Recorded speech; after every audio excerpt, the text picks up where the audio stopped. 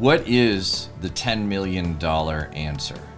Well, to arrive at that, we need to ask the most, a $10 million question. And so I like to ask and often contemplate what are the smarter questions to ask, which are going to deliver us to smarter answers and more efficient work. So I wanted to take a moment today and talk about this idea of what exactly is marketing. Every single day I'm working with 6 and 7 figure business owners, and we are talking about their marketing. And oftentimes I feel that a lot of people are even just kind of confused on what the heck is this thing we all call marketing. I often like to quote Peter Drucker. He says, business has two primary functions, and that is innovation. You got to create your stuff, and marketing. You got to get it out there. You got to have people know about it. I shudder to think of the immense value in human history that's just laying out there. That is the better mousetrap, the better idea, the world-changing idea that no one ever knows about or knew about, and now it's just dead and collecting dust in the corner. So what I wanted to do this morning is take a little bit of time and just explore this idea of what exactly is marketing. How do we use it in a business? Why do we do it? And with that, we're going to then arrive at this, what I think is the $10 million question. So to get started, I'm going to jump down into my handy dandy little doodle pad here. And we're going to just explore some thoughts here around what is your marketing. So here is kind of how I see it. In a business, you have this idea of here is your business.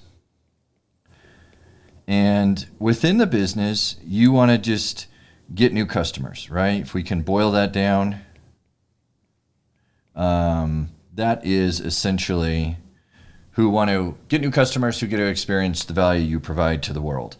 Well, in order to do that, we have to do what I think is this thing called first,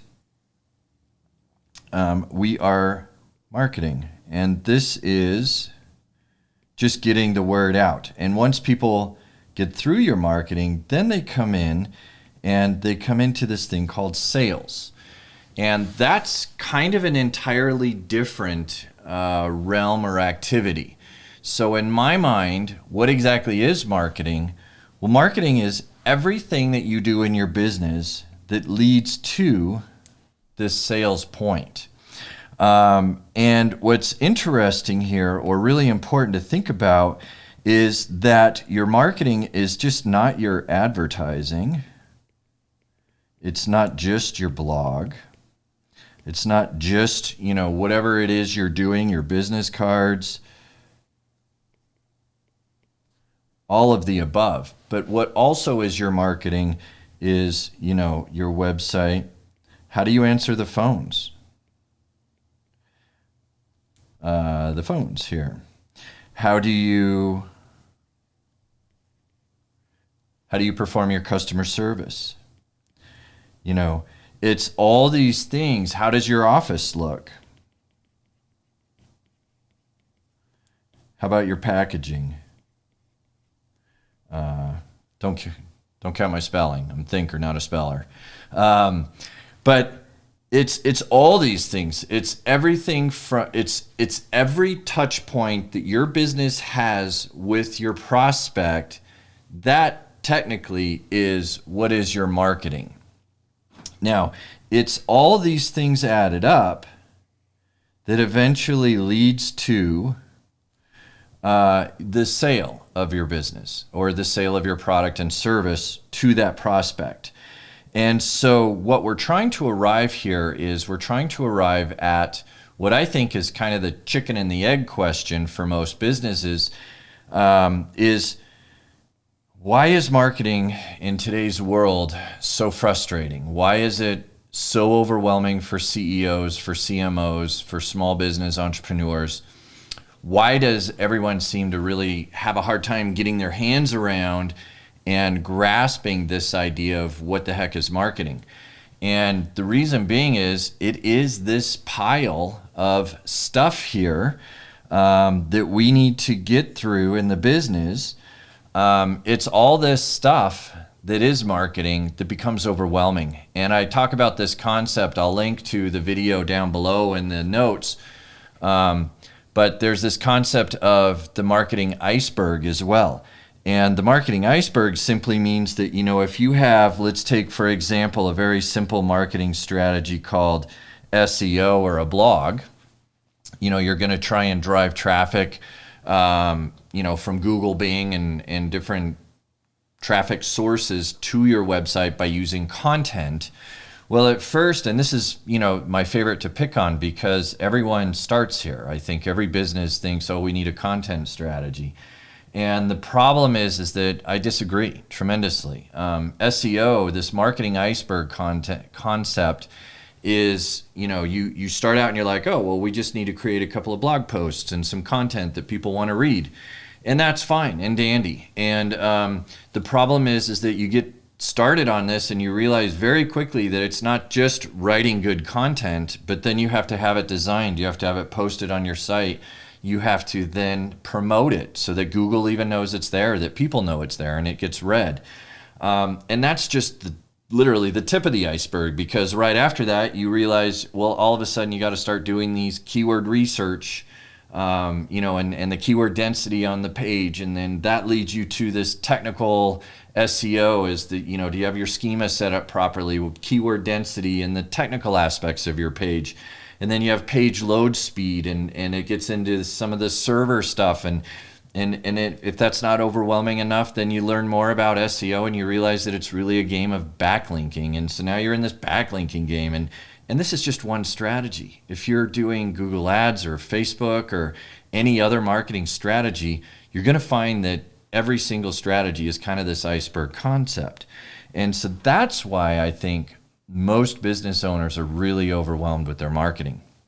So let's get back to the notes here, because if you're overwhelmed with already all this stuff that you have to do as the CEO or the entrepreneur in your business, the real goal of all of it, because at the end of the day, if you could wave your magic wand and just say, look, I just want a line of customers out the door, like I was watching this Pit Barbecue Masters last night, and this woman, Tootsie, has 150 to 200 people in line every morning at 11 a.m. when she opens to buy her product, and she usually sells out, by 2-3 o'clock in the afternoon. That's a business that has its marketing nailed down. All she has to do is show up and go to work. You don't have to worry about your customers. And then all you have to figure out is how to best serve your customers. Well, if we remove the marketing, that leaves the sales in your business. And what I'm coming to learn, and I think the new frontier in marketing is going to be around this idea of sales. And do you have your offer really well thought out?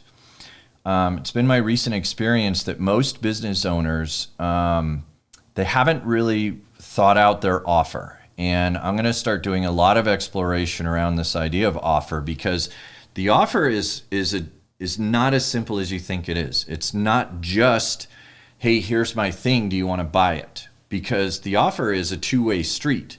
You have to, when you think about your offer, you're not only asking your prospect to give you something in return, whether it's time, money, investment, you're asking for them to give you something, and in return, you're giving them something. You're giving your product or service. That's kind of an offer, and it too has a lot of components to it within the offer.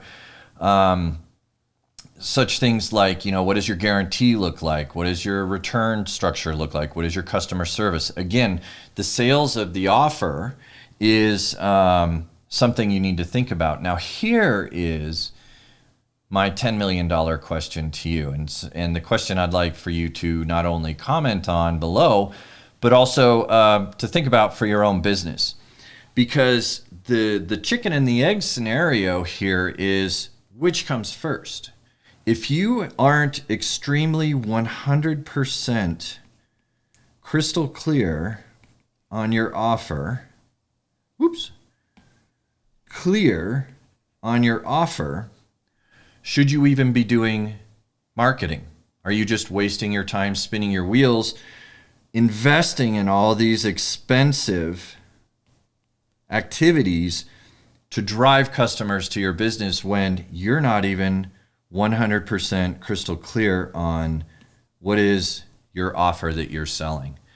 And I'm going to challenge you that, can you write your offer down? Can you say specifically what it is you're asking for and what it is you're giving in a crystal clear fashion? And to me, this is the $10 million question. Is which first? Do you work on your offer and then your marketing, or do you do it concurrently? But once you have this solved and once you know what your offer is, then you can go create the marketing for that. And that's a whole process that we do as far as reverse engineering your marketing, understanding who's buying this offer, where they go to find out about it, where they go to solve their problems, what are their problems. That's all the stuff that we do in the marketing plan formula. But I just had this idea in my head today where I wanted to kind of explore, this big mess that we call marketing. And then because I see a lot of businesses out there and a lot of business owners, they're not really, they haven't thought through the whole offer part of the equation yet. And it is a chicken and egg equation. But in my opinion, I think you have to have that offer really nailed down and really crystal clear before you spend too much time, money, or effort on your marketing. So hope that was helpful for you. Again, I'd love to hear your thoughts, comment below. And we will continue to think this through. Like I said, I'm gonna dive deep into the offer scenario stuff, and we're gonna work heavily on creating offers. So with that, have an awesome day, and we will see you next time.